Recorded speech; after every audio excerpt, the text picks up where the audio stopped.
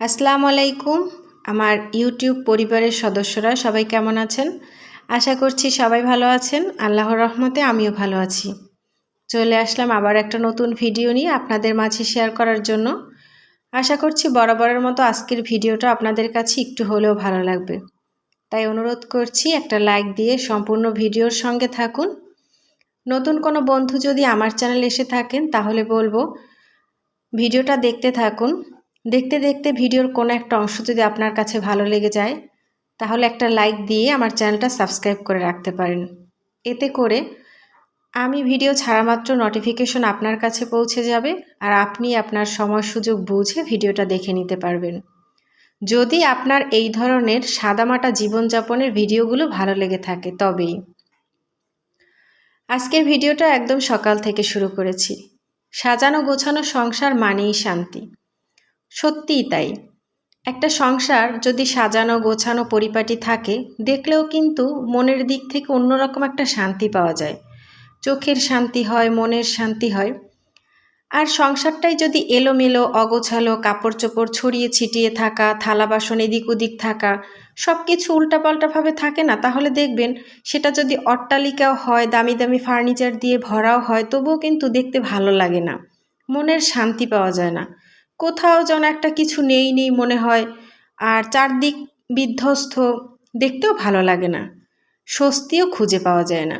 আর সংসারটা যদি আপনি আপনার ভালোবাসা অনুভূতি আবেগ দিয়ে সাজিয়ে গুছিয়ে রাখেন, আপনার যতটুকু আছে তাই দিয়ে আপনি সুন্দর করে আপনার সংসারটাকে সাজাতে থাকেন আর সাজিয়ে নেন, তাহলে কিন্তু অন্যরকম লাগে নিজের কাছেও।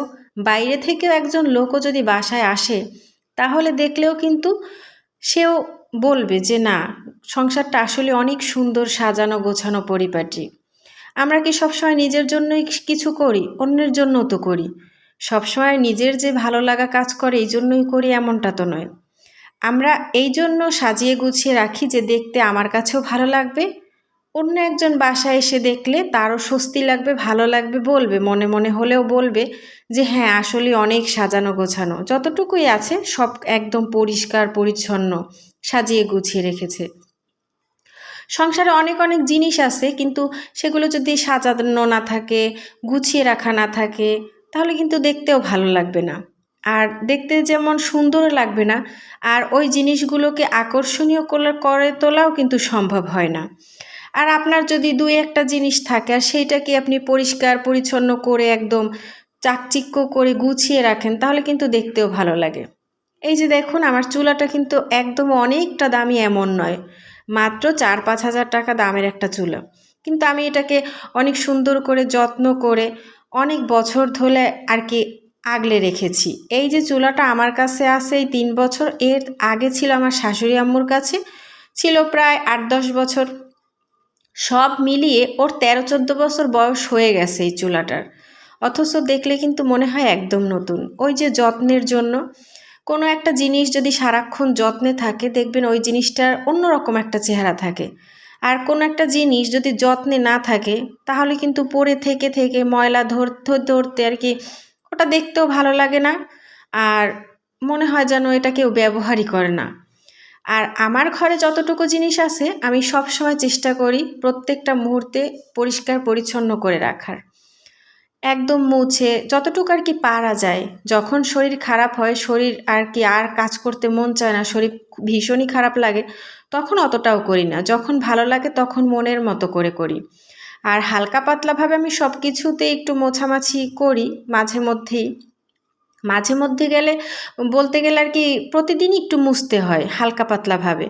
ডিপ ক্লিনের ব্যাপারটা ওটা আমি সহজে করি না, কয়েক মাস অন্তর অন্তর করি। ওই যে প্রতিদিন একটা জিনিসের উপরে যদি মোছা দেওয়া হয়, পরিষ্কার রাখা হয়, সেই জিনিসটা কিন্তু অতটা ময়লা হয় না ডিপ ক্লিন করার মতো আমার মনে হয়। আর যে জিনিসটা হঠাৎ একদিন পরিষ্কার করা হয় ওইটা কিন্তু ডিপ ক্লিন করতে হয়, নইলে পরিষ্কার করা সম্ভব নয় সহজে। আমার যতটুকু জিনিসই আছে আর যাই আছে সেটা আমি প্রতিদিনই চেষ্টা করি একটু পরিষ্কার পরিচ্ছন্ন করে পরিপাটি করে গুছিয়ে রাখার। আমার সংসারে কিন্তু ছোট ছোট আমার 3টা ছেলে মেয়ে আছে, হয়তো আমার মেয়ে একটু বড়, ক্লাস 8-এ পড়ে, কিন্তু বাকি যে 2 ছেলে আমার, একটা ক্লাস 1-এ পড়ে, একটা তো একদম 4 বছরও হয়নি এখন পর্যন্ত। তবু আমি চেষ্টা করি যে আমার সংসারটাকে সুন্দরভাবে গুছিয়ে পরিপাটি করে রাখার। আর বাবা মা যদি একটু পরিষ্কার পরিচ্ছন্ন টাইপের হয়, সন্তান কিন্তু ওই ছোটোবেলা থেকে দেখতে দেখতে ওরাও বুঝতে শিখে যায় যে এভাবে রাখলে অগোছালো থাকে, এভাবে রাখলে পরিষ্কার থাকে বা গোছানো থাকে। আর বাচ্চাদেরকেও তো শেখাতে হয় যে কিভাবে পরিষ্কার পরিচ্ছন্ন থাকা যায়, গুছিয়ে রাখা যায়, সাজিয়ে রাখা যায়, এগুলো বাচ্চাদেরকেও শেখানো উচিত আমার মনে হয়।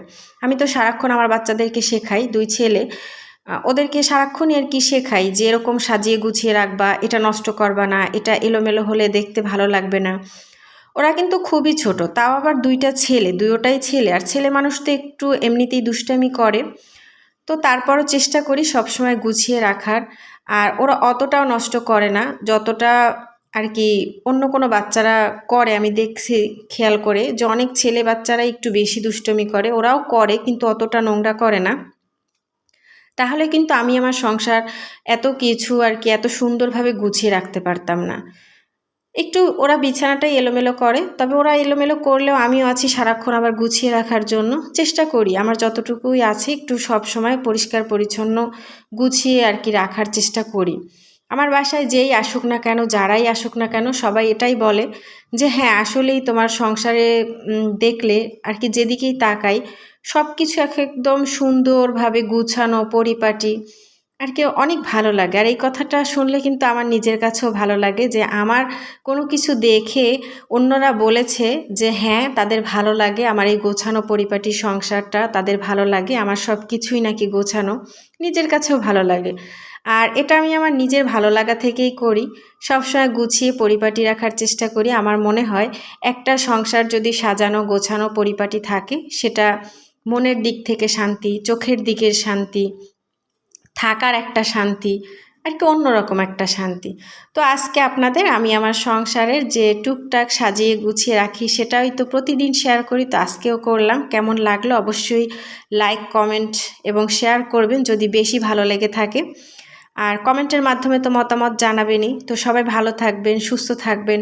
নতুন নতুন ভিডিও দেখতে চাইলে আমার চ্যানেলটা সাবস্ক্রাইব করে রাখবেন। যদি এই ধরনের ভিডিও আপনাদের ভালো লেগে থাকে, তবে ভালো না লাগলে তো সাবস্ক্রাইব করার কোনো দরকার নেই। আর এমন কেউ যদি সাবস্ক্রাইব করে থাকেন যে কয়েকদিন পর আবার তুলে নেবেন, তাহলে তাদেরও সাবস্ক্রাইব করার কোনো প্রয়োজন নেই। যারা আমার ভিডিও ভালোবেসে দেখবেন শুধু তারাই সাবস্ক্রাইব করবেন। আল্লাহ।